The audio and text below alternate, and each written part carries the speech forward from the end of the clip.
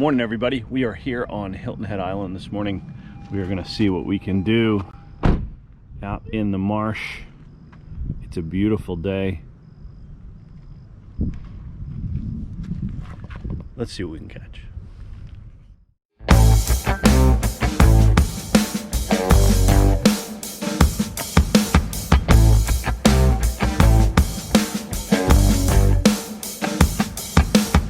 Here we are on Calabogie Creek in Hilton Head. Tide's coming in.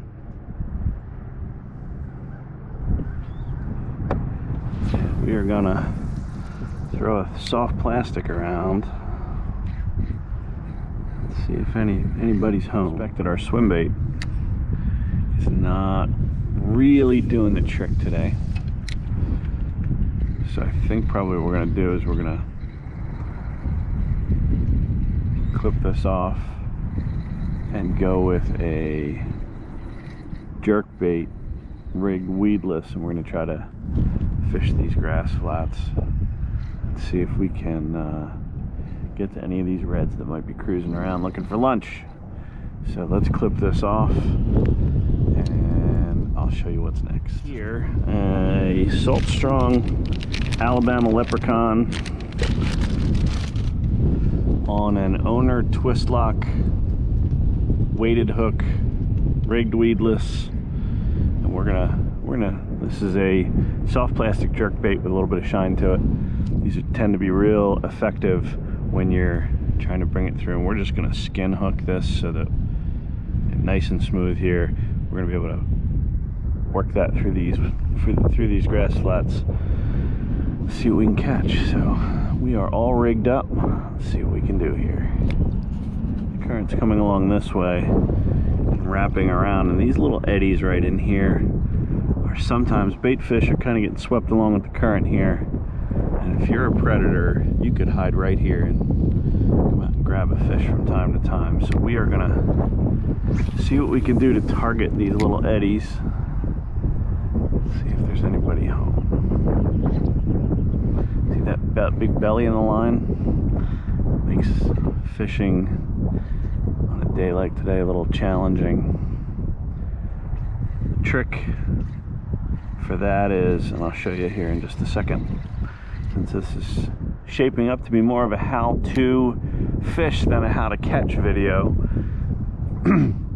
If I cast out this way, okay, I don't know if you can see the belly in the line, right? Big belly in the line, and the higher the rod tip is, the more the belly is, right? But if we put the rod tip straight down, and I know you really can't see that line in the water, it straightens the line out, and we can get in touch with our lure much faster if we keep the rod tip low. So tip, if you're fishing a windy day and you need to minimize the belly in your line, keeping your rod tip low is a good way to do that. Tip. See that egret over there? See that egret over there? Where there are egrets, there are generally redfish, because the egrets feed on exactly the fish that the redfish feed on. So where an egret fishes, a redfish fishes. The question is, can we get close without spooking all of the fish? Stay tuned. So nothing on our jerk shad so far. You can give it one more cast. Again, we're still going against the current here, or with the current as we're retrieving. And sometimes it's the way it goes, you know. One bait doesn't work, you switch to something else. That doesn't work, and you make another switch. So we're gonna pop the jerk shad off. That didn't sound good, did it? We're gonna clip this off, and we are going to try something else. Clipped off our jerk shad. And tip, if you're fishing oysters, or you've got a lot of toothy fish, mackerel, snook, bluefish, that kind of thing, check your leader. Just run your fingers up and down this way. Feel for any abrasions or anything like that. The last thing you want is to have a great fish on the line and lose it because your leader snaps. So we are going to go back to our paddle tail, and here in the low country, this is about as good as it gets here for artificial. Good paddle tail. This is a Z-Man. I don't know if you can see this, but you see as I stretch that tail how beat up that tail is. That's pinfish, and that's a pretty good sign that see the chunks out of the tail. That's a pretty good sign that on our last trip we had a bunch of little fish dragging this around everywhere, and you can see how much that beats up a lure. And this is going to work just fine. That's the beauty of these Z-Mans, is that they hold up that way. If this were a gulp, we would have gone through 10 or 15 of these by now. So that's why I'm a big fan of the Z-Mans. They're made of this Elastec plastic that's really quite good and very durable. So this is, by the way, this is about 18, 24 inches. It's about as short as I want to let my leader get. And of course, every time you clip off and tie on again, you're using that much just for a snug knot. So that's about as short as you want your leader to be. I tend to use improved clinch knots. I just like them. I've never had one fail on me. I'm sure that one will at some point, but I really like the knot. It's quick to tie, it's pretty easy. You can snug it down. I always like to trim off the excess if I can find the scissors that I just used. I've got a popping cork here too, but I don't see any evidence of fish feeding at all. And normally a popping cork is great if you can see evidence of fish actively feeding. So since I'm not seeing that right now, I'm just going to go back to my paddle tail and see if I can get a thump or two. I find this is a pretty good search bait, in that if I get a thump on this, there are fish here, and if I'm not getting a thump on this, I'm reasonably confident that there's not much biting out there. One thing I didn't do that I'll do when it comes back in is I'm a big fan of Procure, and I use the shrimp flavor color, whatever. This is red, by the way. I don't know if that makes a difference, but I don't think it does. But everything eats a shrimp here, so I do tend to use a good deal of Procure, and I have noticed that it does make a difference in the bites that I get. But let's turn around here and repeat what we can of this drift. And I have a hunch that there might be some. See, that's kind of where we were in the line. You can see this water moving, and it seems like the predators like the presentation going against the current here. So. And we kind of have what's called a wind over current situation here. The wind is moving this way and the current is still moving that way, and that might be why the fish are liking what they're seeing here. There's also an oyster bed that extends out here. You can see the grass tips here. So structure, right? Fish love structure, and we have both structure and current, and structure and current typically means predator fish. So we're going to put this back out there, and we're going to bring it back on a slow retrieve, and we're going to see if we can get hooked up. Just dragging our paddle tail here, and let's see what we got. Nice trout. Bad net job, nice trout.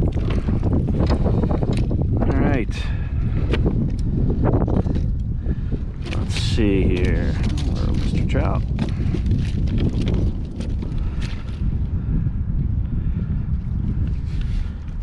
So we were getting taps along this grass flat here, and finally we were able to connect with this guy. That's a decent trout. Get some fish grips on him. But yeah, take a look.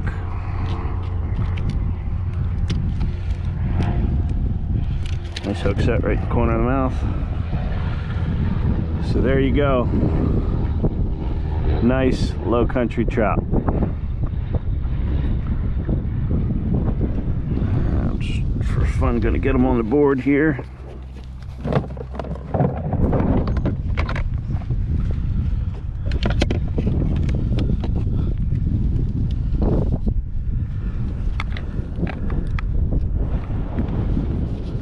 He is 14, just about on the nose. So he's a keeper. We're not going to keep him though. He's bleeding a little bit. We're going to get him back in the water. And there he goes. So there you go. Nice LowCountry trout on the Z-Man Pro Blue Glimmer. A little bit of shrimp procure. So there's LowCountry fishing, folks, and that's just about the way it goes. We got him on the grass flats, dragging along the grass flats. We weren't moving our bait really in any way. We were literally kind of just dragging it along and then letting it sit. So he took it right off the bat. Of course, managed to get the camera on. And there you go. Let's see if we can catch some more. Into a fish here. Just trolling along these grass flats. And let's see what we got here. My guess is we got another trout, but let's see. Yep, nice. Another nice LowCountry trout.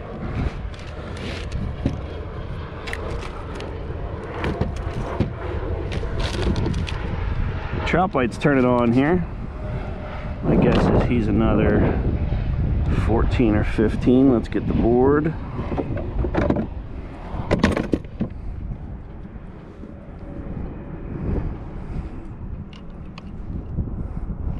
Vampires. See why they call them vampires?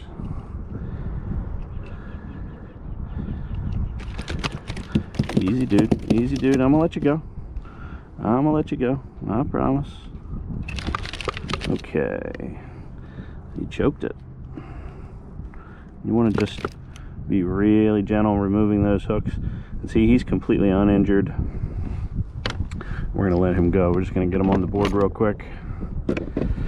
So even when they, especially with these trout, even when they take the hook fairly deep, they can still, he's completely a happy puppy.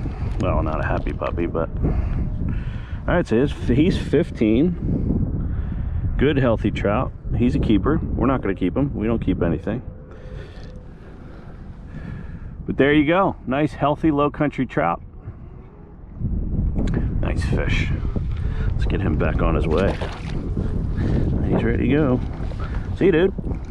And there he goes, swimming off. Annoyed, but none the worse for wear. By the way, these bump boards are made by Yak Gear, and they're great. They fold up, super accurate. You can just throw them right in the boat. So, highly recommended. Right, so we're back on the troll here along these grass flats. See if we can get another trout interested. Typically when you catch one 14-15 inch trout here in the LowCountry in a given spot, there's a bunch. Another thing to take note of is we are right near the exit of a creek here, and the tide's just beginning to start to shift, and so these predators are starting to stage up out here now to get an easy meal with the bait getting pushed out of these creeks. So I'm hoping we can drag this bait along this creek mouth here. Might be able to pick something up. Ooh, there's a little bump. No, that was an oyster. First bump was a fish, second bump was an oyster. You just kind of get a feel for which is which after a while. And believe me, I have fought many oysters as though they were fish over the years. it happens. The best thing to do when that happens is bring up your oyster, take a picture just like you would a trophy fish, post it so that people know you don't take yourself too seriously. So what we've had luck with thus far is fish on the troll. I had a ton of luck on fish straight in front of us. They seem to want the bait being presented the other way, but we'll give this a try just for fun. And the fish will pretty much tell you. They'll tell you what they prefer. If they're hitting on one thing, give it to them. I think the trap that a lot of us fall into, myself included a lot, is a confidence bait. See that fish jump up there? We're gonna go up and take a look. Confidence bait or confidence presentations, right? So the way that we've caught fish in the past, or the way that it feels good to us to catch a fish. Fish don't care how you feel. They would prefer not to be caught, actually, but they're only gonna eat something the way they're gonna eat it that day. So you sort of have to experiment with presentation and baits and placement and speed for retrieve and speed of troll if you're going to troll, all those kinds of things, and you eventually, hopefully, you get to something they want, and they'll tell you by either biting or not biting. So what I suspect is happening right now, yeah, he's there, is that the trout bite has turned on. That makes sense. It's about 12:30 and the tide has just about shifted. When we put in right over here and we went this way, and the tide was coming in this way, flowing through. Now it's pushing out, and it seems like we got our first fish right around the time the tide was due to change. I have a hunch that this outgoing tide is going to mean fish get more interested in a quick meal. And that actually makes a lot of sense if you think about the tide pushing in, right? All of the bait fish pushed it back into these grass flats, found lots of spaces to hide up in the grass flats. And now the tide is turned and they're all getting sucked back out of these grass flats. And they're going back out. And the predator fish are sitting right outside of these grass flats, just waiting for that bait to get washed out and waiting for an easy meal to come floating by. So what we've done with the troll here, somebody's home. What we've done with the troll here is effectively, I think, imitated a fleeing bait fish, or more accurately, a bait fish that's just not paying attention and just not moving fast enough.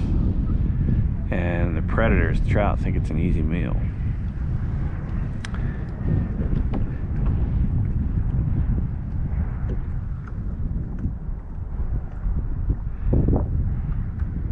And points like these right up here tend to be really effective. Remember what I said about the herons and the egrets and wading birds? There's another wading bird right there. So what that suggests is he's eating the bait fish that the trout eat. So where he is, predators will be. Great example, folks, of, we're trolling this grass flat. We drag on an oyster, we feel it kind of connect. I don't know if you can see this, but see how frayed that line is right there? That's definitely a line that would cost us a fish at some point.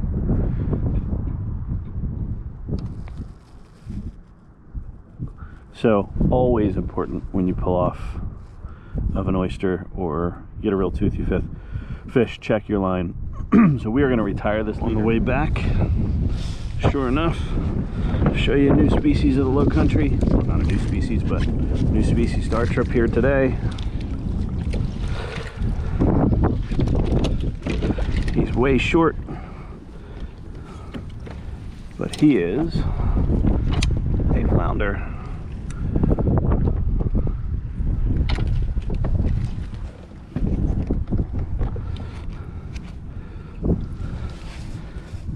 go. Little guy.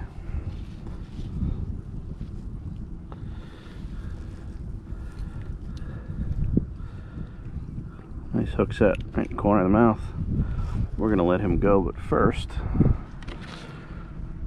tiny little flounder. We're gonna get a little picture of him for the folks back at home. Well, what was the day like today? We had 2 trout today, both keepers. I believe the trout number is 14 to 23 here in South Carolina. One was 14, one was 15. We didn't keep either one. We let both back. We let both go, which is kind of what we do. Let them go, let them grow. It's kind of my philosophy. We are going to get back to the boat ramp and get all pulled out and set up. So appreciate you joining us. So what did we learn today? Hopefully, I tried to provide you some tips on changing it up, right? If something's not working, change the game, do something different. Change presentations, change baits, change strategies. We fished a lot of these grass flats today, right?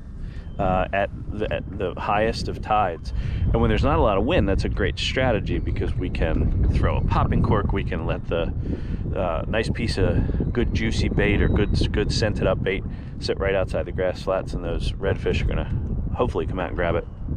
The wind was blowing a little bit too hard today for us to really rig a popping cork with any kind of success, so we rigged weedless.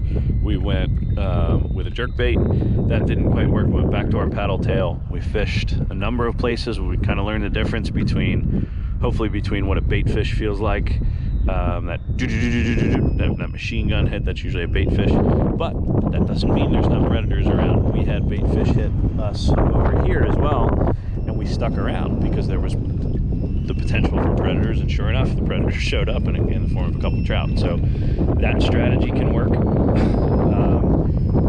We learned a little bit about fishing oysters today. Pulling when we're trolling, especially, it's easy to get caught up. It's easy to get snagged in oysters. Don't get frustrated. Just go to the other side of it, pull gently, and you'll get your jig back. That's about all I can think of. Hopefully today was helpful for you. We're gonna post this. This will be the inaugural DIY with the Doc fishing tips video. So hope it's helpful for you. Thanks again for watching, everybody. Thanks, everybody. Have a great day. Bye-bye.